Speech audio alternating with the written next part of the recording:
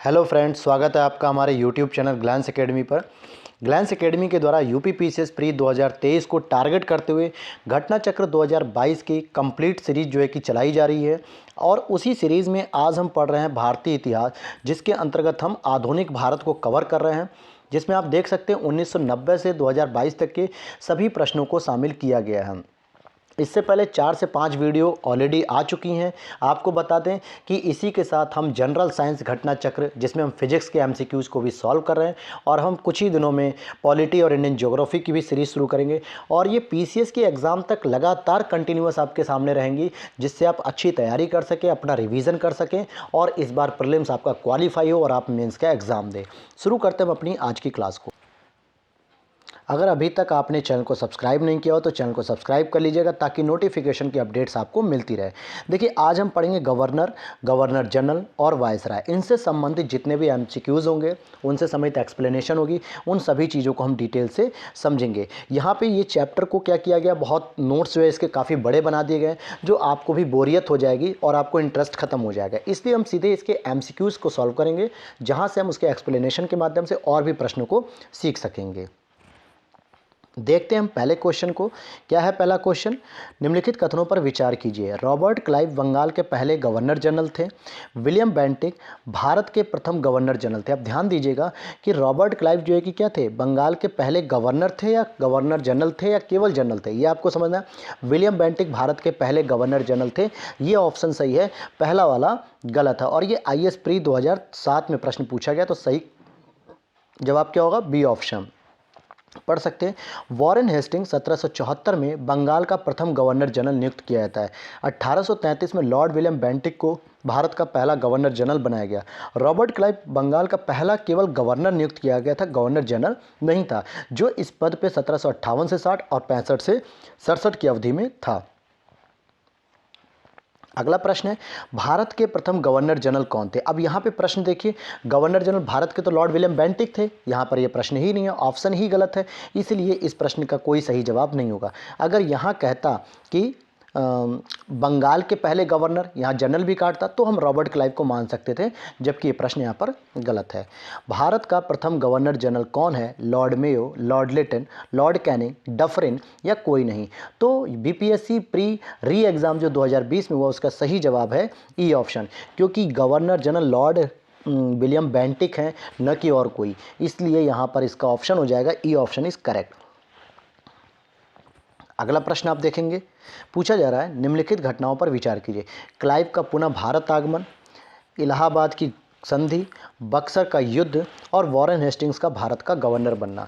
जाहिर सी बात है, अभी हम आगे देखेंगे कि इस प्रश्न में क्या पूछा गया है, लेकिन मैं अगर आपको बताऊं कि क्लाइव का पुनः भारत आगमन, यानी पहली बार तो 1757 की प्लासी युद्ध में आए ही थे, दूसरा ये 1765 में आते हैं, जब इनको बक्सर युद्ध के बाद इलाहाबाद की संधि के लिए बुलाया गया। इलाहाबाद की संधि भी कब होती है? 1765 में ही होती है। बक्सर का युद्ध कब लड़ा गया? 1764 में। वॉरेन हेस्टिंग्स को भारत का गवर्नर जनरल कब बनाया गया? 1772 में। तो हम देखते हैं कि इस प्रश्न में क्या पूछा गया है। इस प्रश्न में पूछा जा रहा है दोस्तों कि घटित होने के काल क्रमानुसार निम्नलिखित घटनाओं का सही क्रम कीजिए। अब ये पूछा गया यूपी आरोप में, तो इसको हम सीधे यहाँ देख लेते हैं कि बक्सर का जो युद्ध था वो था 22 अक्टूबर 1764 को। इसके बाद क्लाइव जो है पुनः भारत आते संधि करने के लिए 3 मई 1765 को। इलाहाबाद की संधि होती है अगस्त 1765 में, और वॉरेन हेस्टिंग्स बंगाल के गवर्नर बनते हैं 1772 में। दोस्तों, आप यहाँ पे देख सकते हैं ये सारी चीज़ें। अब हम आगे देखते हैं, अगला प्रश्न आपका क्या रहा है। यूपीपीएससी जीआईसी में ये प्रश्न पूछा गया है, कौन सा सही नहीं है? यहाँ फोकस करना सही नहीं है। जब प्रशासन की नींव वॉरेन हेस्टिंग्स द्वारा मजबूती से रखी गई, जिस पर ऊपरी संरचना कॉर्नवालिस ने की, जन प्रशासन की नींव, बिल्कुल सही है। ईस्ट इंडिया कंपनी की असैनिक और सैनिक सुधार करने का श्रेय क्लाइव को था, यह भी बात सही है। लॉर्ड विलियम बेंटिक सबसे बड़े ब्रिटिश शासकों में से एक था, क्योंकि उसने भारत में ब्रिटिश साम्राज्य को संग्रहित किया, यह गलत है। यह शासक नहीं थे, बल्कि लॉर्ड विलियम बेंटिक भारत के पहले गवर्नर जनरल थे। अगले प्रश्न को हम देखेंगे।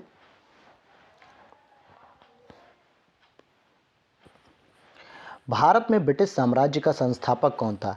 Sleeman, Lord Minto, Robert Lord Clive या लॉर्ड मेयो? सही जवाब हो जाएगा लॉर्ड क्लाइव।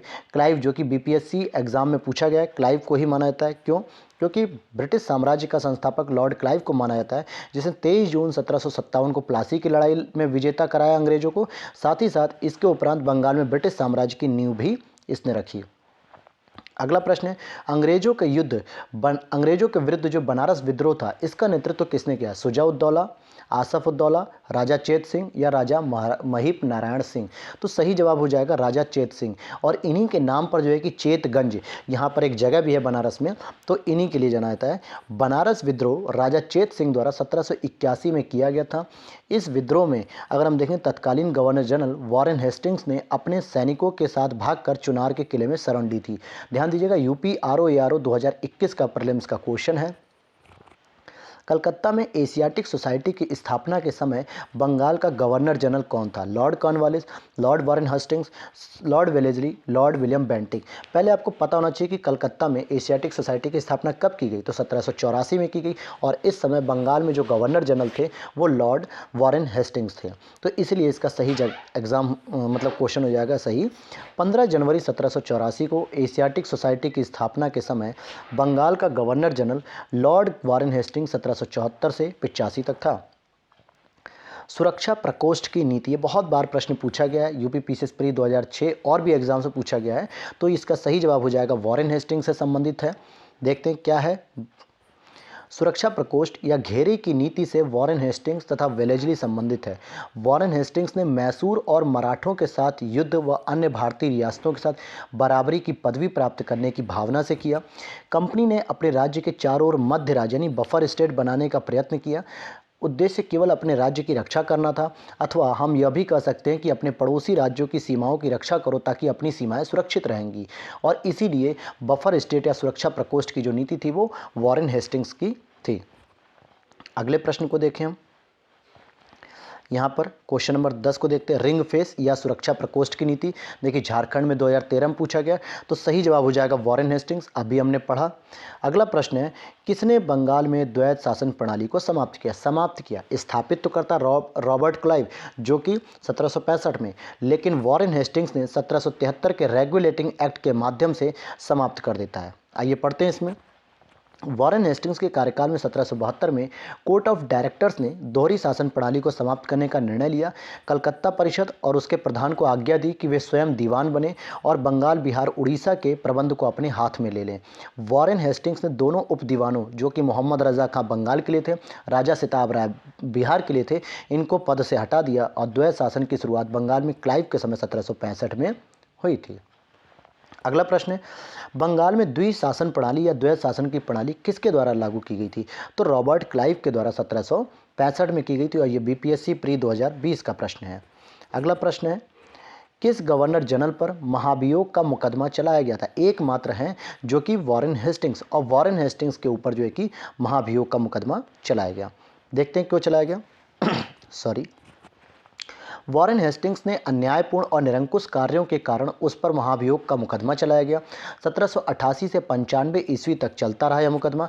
ब्रिटिश संसद ने उसकी सेवाओं को देखते हुए उसे सभी दोषों से मुक्त कर दिया और यह भी कहा गया कि वॉरेन हेस्टिंग्स ने सब कुछ साम्राज्य के हित के लिए किया गया था, न कि अपने लिए किया। वॉरेन हेस्टिंग्स पर लगे महाभियोग के बारे में विद्वानों के मत अलग अलग हैं, जिसमें वीए स्मिथ का मत सबसे अधिक जो है कि मान्य है। उन्होंने कहा, उसके थोड़े से दोस्त, जहाँ तक वे वास्तव में दोस्त थे, उस राजनीतिज्ञ के दोस्त थे जो सहसा ही संकट आ पड़ा हो, जिस पर इतनी कठिन उलझनें आ पड़ी हो। ये सारी चीज़ें वीए स्मिथ ने कहा है। तो प्रश्न बनता है कि कौन सा गवर्नर जनरल था जिस पर सबसे पहले महाभियोग चला था? फिर से प्रश्न रिपीटेड है, यूपी पीसीएस मेंस और यूपी पीसीएस जीआईसी 2010 में पूछा गया, किस पर ब्रिटिश संसद में महाभियोग का मुकदमा चला? तो सही जवाब हो जाएगा वॉरेन हेस्टिंग्स। अगला प्रश्न है, भारत में न्यायिक संगठन की स्थापना किसने की? लॉर्ड मेयो, कॉर्नवालिस, लॉर्ड एटली या कर्जन? तो लॉर्ड कॉर्नवालिस ने न्यायिक संगठन की स्थापना की। आइए देखते हैं हम इसको। दीवानी और फौजदारी न्यायालय के श्रेणीबद्ध संगठन के जरिए न्याय प्रदान करने की एक नई व्यवस्था की नींव अंग्रेजों ने रखी। इस व्यवस्था को वॉरेन हेस्टिंग्स ने आरंभ तो किया था, लेकिन कॉर्नवालिस ने इसे और अधिक सुदृढ़ बनाया। 1793 में कॉर्नवालिस संहिता बनाई गई, जिसमें शक्तियों के पृथक्करण के सिद्धांत पर आधारित था, जिसके तहत कर और न्याय प्रशासन को अलग कर दिया गया था और कलेक्टर अर्थात डीएम को केवल टैक्स वसूलने का काम दिया गया और न्यायाधीश का एक पद बनाया गया जिसका काम न्याय करना था। अगला प्रश्न है, किस गवर्नर जनरल ने भारत की प्रसंविधाबद्ध सिविल सेवा का सृजन किया, जो कालांतर में भारतीय सिविल सेवा के नाम से जानी जाती है? अर्थात कि सिविल सेवा के जनक पूछे जा रहे हैं और सही जवाब हो जाएंगे कॉर्नवालिस। लॉर्ड कॉर्नवालिस को सिविल सेवा का जनक माना जाता है। अगला प्रश्न है, यहाँ हम पढ़ लेते हैं कि भारत की प्रसंविधाबद्ध सिविल सेवा या लोक सेवा का सृजन कॉर्नवालिस द्वारा किया गया। बंगाल का गवर्नर जनरल बनने के बाद कॉर्नवालिस प्रशासन को पुनर्गठित किया, राजस्व बोर्डों को भंग कर दिया और नए नियम बनाए गए। साथ ही उसने अधिकारियों के व्यक्तिगत व्यापार के संबंध में भी एक नया नियम बनाया और कहा कि व्यक्तिगत व्यापार बंद किए जाएं, निजी व्यापार को बंद करवा दिया। कॉर्नवालिस कोड एक तैयार किया जिसमें दीवानी और न्यायिक क्षेत्रों में स्पष्ट विभाजन किया और सिविल सेवा का रूप जिसने आगे चलकर लिया ब्यूरोक्रेसी यानी आईएसपीसीएस। भारतीय लोक सेवा का प्रवर्तन किया गया तो कॉर्नवालिस के शासनकाल में किया गया। 18वीं शताब्दी के उत्तरार्ध में किसे प्रायः कंपनी बहादुर की शानो शौकत का स्थानीय प्रतिनिधि कहा जाता है? कंपनी बहादुर की शानो शौकत का कोतवाल, दरोगा, जमींदार, अमला। तो सही जवाब क्या हो जाएगा इसका? दरोगा। दरोगा को जो है कि यह पद दिया गया था। 1793 में लॉर्ड कॉर्नवालिस ने जमींदारों को उनके पुलिस कर्तव्यों से अलग कर प्रत्येक 20 से 30 वर्ग मील के क्षेत्र में थाना स्थापित किया। दरोगा नामक पुलिस अधिकारी की नियुक्ति की। दरोगा की नियुक्ति एवं पर्यवेक्षण मजिस्ट्रेट द्वारा किया जाता था। किसान दरोगा को कंपनी बहादुर की शानो शौकत का स्थायी प्रतिनिधि मानते थे। अगला प्रश्न है, लॉर्ड कॉर्नवालिस की कब्र कहाँ पर स्थित है? Ghazipur, Ballia, Varanasi, Gorakhpur. UP PCS mains 2011 का प्रश्न है। ये हमारे यूपी के गाजीपुर में इनकी कब्र स्थापित है। लॉर्ड कॉर्नवालिस 1786 से 1793 में 30 जुलाई 1805 से 5 अक्टूबर 1805 तक बंगाल के गवर्नर जनरल भी रहे। भारत में इस्तमरारी अथवा स्थायी बंदोबस्त, न्यायिक संहिता और भारतीय लोक सेवा के प्रवर्तक के रूप में जाने जाते हैं। 5 अक्टूबर 1805 को इनकी मृत्यु हो जाती है गाजीपुर में ही और वहीं इनकी कब्र भी स्थापित कर दी गई। लॉर्ड वेलेस्ली के द्वारा लागू की गई सहायक संधि के बारे में निम्नलिखित में से कौन सा कथन लागू नहीं है, यानी कि कौन सा कथन गलत है वो हमें ढूंढना है। दूसरों के खर्च पर एक बड़ी सेना बनाए रखना, बिल्कुल सही है। भारत को नेपोलियन के खतरे सुरक्षित करना, कंपनी के लिए एक नियत आय का प्रबंधन करना और भारतीय रियासतों के ऊपर ब्रिटिश सर्वोच्चता स्थापित करना। तो सी ऑप्शन करेक्ट हो जाएगा कि कंपनी के लिए एक नियत आय का यहाँ से प्रबंध नहीं हो रहा था, उसके लिए तो उन्होंने स्थायी बंदोबस्त और जो है कि महालवाड़ी बंदोबस्त, ये सारी अलग अलग व्यवस्थाएं शुरू की थी। ये तो केवल और केवल अपनी सेना को मजबूत करने का तरीका था। चलिए अगला प्रश्न है, लॉर्ड वेलेस्ली की सहायक संधि को स्वीकार करने वाला पहला मराठा सरदार कौन था? आपको याद होगा पेशवा बाजीराव, रघुजी भोसले या दौलतराव सिंधिया या उनमें से कोई नहीं। तो सही जवाब हो जाएगा पेशवा बाजीराव द्वितीय। जिसने कौन सी संधि की थी? आइए देखते हैं हम लोग। दौलतराव सिंधिया और जसवंत होलकर दोनों पूना में अपने को सर्वश्रेष्ठ प्रदर्शित करना चाहते थे। बाजीराव द्वितीय सिंधिया का साथ दे रहा था। 1801 में जसवंत के भाई की हत्या कर दी गई। परिणाम स्वरूप जसवंत होलकर की सेना ने पूना पर आक्रमण कर पेशवा और सिंधिया की संयुक्त सेना को परास्त कर दिया। बाजीराव द्वितीय ने भागकर बसीन में शरण ली, जिसे हम बासीन भी कहते हैं, और 31 दिसंबर 1802 को अंग्रेजों से बासीन की संधि की और संधि के अनुसार पेशवा बाजीराव द्वितीय ने अंग्रेजों की संरक्षता स्वीकार कर ली और यह संधि मराठों द्वारा अंग्रेजों के साथ की गई प्रथम सहायक संधि थी। 1802 की बसीन की संधि पर हस्ताक्षर किसके मध्य हुए? तो अंग्रेज और बाजीराव द्वितीय के मध्य हुए। अगला प्रश्न है आपका आईएएस प्री 1994 का है। सहायक संधि को स्वीकार करने वाला पहला शासक था? अवध का नवाब, हैदराबाद का निजाम, पेशवा बाजीराव या ट्रावनकोर? तो अवध का नवाब सहायक संधि को स्वीकार करने वाला यह पहला शासक था। अब जरा हम देखते हैं अवध के नवाब ने कैसे की, तो आइए हम उसको भी समझ लेते हैं। बहुत इंटरेस्टिंग पॉइंट है यहाँ पे, बहुत इंटरेस्टिंग कहानी भी रहेगी। देखिए वेलेस्ली ने सहायक संधि का आविष्कार नहीं किया है और इस संधि प्रणाली का अस्तित्व पहले से ही जो है कि था। सर्वप्रथम डुप्ले प्रथम यूरोपीय सैनिक था। ठीक है, जिसने अपनी सेना किराए पर भारतीय राजाओं को दे दी थी और क्लाइव के काल में यह प्रणाली लगभग सभी गवर्नर जनरलों ने अपनाई थी। वेलेज़ली की विशेषता केवल यह थी कि उसने इसका विकास कर अपने संपर्क में आने वाले सभी देसी राजाओं के संबंध में इसका प्रयोग किया और पहला सहायक संधि का प्रयोग उसने 1765 में अवध में किया था। तो ये डुप्ले ने किया था, इसीलिए जो है कि यह प्रश्न पूछा जाता है। यहाँ पर ध्यान देना है कि अगर वेलेज़ली की सहायक संधि पूछेगा तो पहले स्वीकार करने वाले अगर राज्य पूछेगा तो आपका उत्तर हो जाएगा हैदराबाद। कौन हो जाएगा? हैदराबाद। और अगर पूछेगा कि सबसे पहले सहायक संधि किसने स्वीकार की तो अवध, लेकिन अगर वेलेज़ली की सहायक संधि की बात आएगी तो हैदराबाद हो जाएगा। अगला प्रश्न है, सहायक संधि को किसके काल में क्रियान्वित किया गया? तो लॉर्ड वेलेज़ली के काल में क्रियान्वित किया गया, जबकि डुप्ले ने उसका आविष्कार किया था। निम्न में से सहायक संधि स्वीकार नहीं की थी, किसने नहीं की थी? हैदराबाद के निजाम ने, इंदौर के होलकर राज ने, जोधपुर के राजपूत राज ने या मैसूर के शासक ने? तो आइए देखते हैं, यहाँ पे स्टेटमेंट गलत दिए गए हैं तो हम देख लेते हैं। लॉर्ड वेलेज़ली ने भारतीय राज्यों को अंग्रेजी राजनीतिक परिधि में लाने के लिए एक सहायक संधि प्रणाली का प्रयोग किया। राज्यों ने वेलेज़ली की सहायक संधि स्वीकार की, जिसमें हैदराबाद ने स्वीकार की 1798 1800 सबसे पहले, दूसरे नंबर पे मैसूर, तीसरे नंबर पे तंजौर, चौथे नंबर पे अवध, फिर पेशवा, फिर बरार के भोंसले, फिर सिंधिया, फिर इंदौर के होलकर, जोधपुर, जयपुर, मछेरी, बूंदी, भरतपुर। यानी ऐसा कोई विकल्प नहीं है क्वेश्चन में कि जिन्होंने इसकी सहायक संधि स्वीकार न की हो। अगला प्रश्न है, सहायक संधि व्यवस्था को स्वीकार करने वाले प्रथम भारतीय देसी शासक कौन थे? प्रथम भारतीय देसी शासक कौन थे? ग्वालियर के सिंधिया, हैदराबाद के निजाम, पंजाब के दलीप सिंह, बड़ौदा के गायकवाड़ या नागपुर के भोसले? छत्तीसगढ़ प्री 2013 का यह प्रश्न है, सही जवाब हो जाएगा बी। सहायक संधि को स्वीकार करने की व्यवस्था में पहला जो भारतीय राज्य था वो हैदराबाद का निजाम था, जो वेलेज़ली के द्वारा कराया गया था। अगला प्रश्न है, निम्नलिखित पर विचार कीजिए, जिन्होंने लॉर्ड वेलेज़ली के साथ सहायक संधि की थी उनके द्वारा किए गए संधियों का सही काल अनुक्रम बताना है। तो अभी हमने पढ़ा 1798 में हैदराबाद सबसे पहले करता है, 1799 में मैसूर करता है, 1801 में अवध करता है, इसके बाद सिंधिया करेगा। तो 1 2 3 4 यही क्रम इसमें फॉलो किया जाएगा। क्या हो जाएगा इसका सही जवाब? 1 2 3 4, ए ऑप्शन इज करेक्ट हो जाएगा। अगला प्रश्न देखते हैं, भारतीय राज्यों पर अंग्रेजी प्रभुत्व स्थापित करने के लिए किसने प्रशासन में सहायक संधि प्रणाली का सूत्रपात किया? तो लॉर्ड वेलेज़ली हो जाएंगे, और वैसे अगर पूछा जाए तो डुप्ले हो जाते हैं। लॉर्ड वेलेज़ली ने भारतीय राज्यों को अंग्रेजी राजनीतिक परिधि में लाकर अंग्रेजों की प्रभुसत्ता स्थापित की और इसके लिए सहायक संधि का प्रयोग किया। अंग्रेजी सत्ता की श्रेष्ठता और प्रभुसत्ता स्थापित हो गई। ईस्ट इंडिया कंपनी का राजपूत राज्यों में सहायक संधि करने का मुख्य उद्देश्य क्या था? राजपूत राज्यों से क्यों सहायक संधि कर रहे थे? क्या शत्रुओं के विरुद्ध सैनिक सहायता प्राप्त करना चाहते थे? मराठा पिंडारी आक्रमण से इन राज्यों की सुरक्षा करना चाहते थे? खिराज के रूप में धन प्राप्त करना चाहते थे? या अंग्रेजों की प्रभुसत्ता स्थापित करना चाहते थे? तो यही प्रश्न हो जाएगा कि वो राजपूतों पर भी अंग्रेजों की प्रभुसत्ता स्थापित करना चाहते थे, जिससे कि उनके खिलाफ कोई भी उठ खड़ा न हो।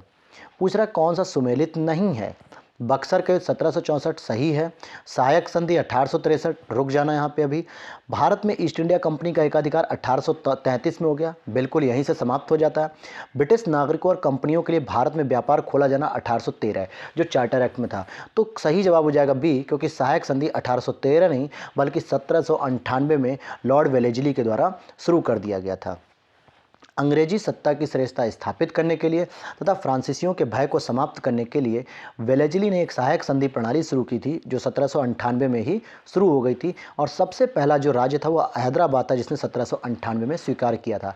बक्सर का युद्ध 1764 में, ईस्ट इंडिया कंपनी का जो एकाधिकार समाप्त हुआ वो 1833 के अधिनियम से हुआ, और ब्रिटिश नागरिकों और कंपनियों के लिए भारत में व्यापार खोला गया 1813 के चार्टर के द्वारा। अगला प्रश्न देखते हैं हम। क्वेश्चन नंबर 31 है, उस समय जब नेपोलियन की शक्ति के सामने यूरोप में साम्राज्य धराशायी हो रहे थे, नीचे लिखे गवर्नर जनरलों में से किस एक ने भारत में ब्रिटिश पताका फहराए रखी? Lord Dalhousie, Lord Wellesley, Lord Cornwallis या लॉर्ड हेस्टिंग्स? तो सी ऑप्शन इस करेक्ट हो जाएगा, क्योंकि उस समय लॉर्ड वेलेज़ली भारत में सहायक संधि के माध्यम से हैदराबाद, मैसूर, अवध, सिंधिया सभी को अपने कब्जे में कर रहे थे। लॉर्ड वेलेस्ली भारत की ओर से 1797 में प्रस्थान करते हैं, जो कि आंग्ल इतिहास में संभवतः सबसे अंधकारमय समय था। फ्रांस के विरुद्ध यूरोपीय शक्तियों का बना हुआ मोर्चा छिन्न भिन्न हो चुका था। नेपोलियन मिस्र सीरिया को विजित कर चुका था, गंभीरतापूर्वक भारत पर आक्रमण करने की सोच भी रहा था। ऐसी परिस्थिति में वेलेस्ली ने भारत में सहायक संधि प्रणाली का प्रयोग किया, जिससे अंग्रेजी सत्ता की श्रेष्ठता स्थापित हुई और नेपोलियन का भय भी टल गया। अगला प्रश्न है, आंग्ल नेपाल युद्ध जिसके शासनकाल में हुआ था वह कौन सा गवर्नर जनरल था? यूपीपीसीएस मेंस 2010 का ये प्रश्न है। सही जवाब हो जाएगा लॉर्ड हेस्टिंग्स। कब हुआ था आंग्ल नेपाल युद्ध? आइए देखते हैं। आंग्ल नेपाल युद्ध 1814 से 16 में लॉर्ड हेस्टिंग्स के गवर्नर जनरल कार्यकाल में हुआ और 1815 में एक सगौली की संधि होती है, जिसको हम 1816 की संधि भी कहते हैं। तो इसका अनुमोदन 4 मार्च 1816 को किया गया। सगौली की संधि कब हुई थी? तो 1815। अगर आपको ऑप्शन 1816 मिलेगा तो आपको वो भी सही मानना है। अगला प्रश्न है, निम्नलिखित युग्म में से कौन सा युग्म सही सुमेलित नहीं है? हेक्टर मुनरो बक्सर का युद्ध, लॉर्ड हेस्टिंग्स आंग्ल नेपाल युद्ध, लॉर्ड वेलेस्ली चतुर्थ आंग्ल मैसूर युद्ध और लॉर्ड कॉर्नवालिस तृतीय आंग्ल मराठा युद्ध। अब देखिए, हेक्टर मुनरो बक्सर का युद्ध सही है, लॉर्ड हेस्टिंग्स आंग्ल नेपाल युद्ध अभी आपने पढ़ा, लॉर्ड वेलेस्ली चतुर्थ आंग्ल मैसूर युद्ध भी सही है, क्योंकि ये 1798 में भारत आ जाते हैं और चौथा आंग्ल मैसूर युद्ध 1799 में होता है। लेकिन लॉर्ड कॉर्नवालिस गलत है, क्योंकि ये तीसरे आंग्ल मराठा युद्ध के समय भारत में नहीं थे। चलिए आगे देख लेते हैं हम लोग, अगले प्रश्न को देखते हैं।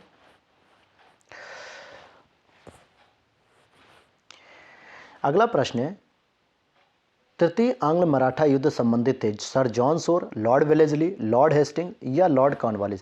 तो तीसरा जब आंग्ल मराठा युद्ध हो रहा था तो लॉर्ड हेस्टिंग्स वहाँ पे संबंधित थे।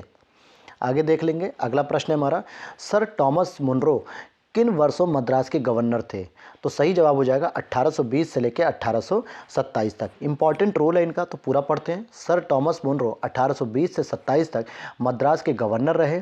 दक्षिण भारत में भू राजस्व वसूली हेतु लागू की गई व्यवस्था रैयतवाड़ी व्यवस्था थी। इस व्यवस्था के जन्मदाता टॉमस मुनरो और कैप्टन रीड को माना जाता है। किसके लिए? रैयतवाड़ी व्यवस्था।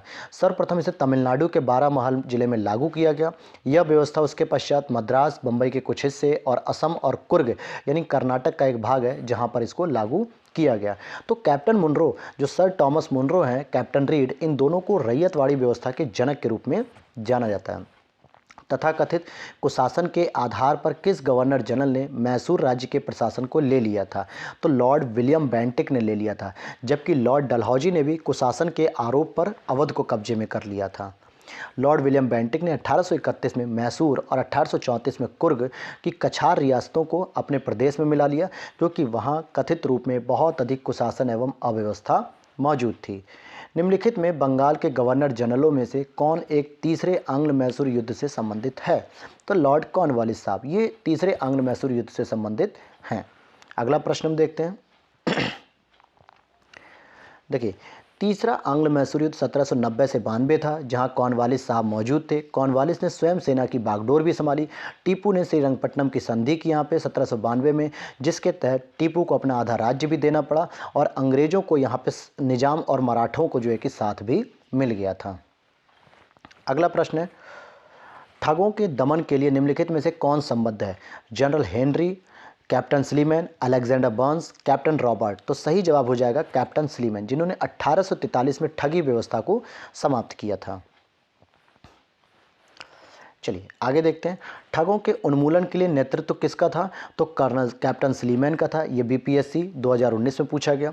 अगला प्रश्न जो इतना इंपॉर्टेंट है कि जगह जगह पूछा गया है, आप देख सकते हैं यूपीपीसीएस में 2 से 3 बार है।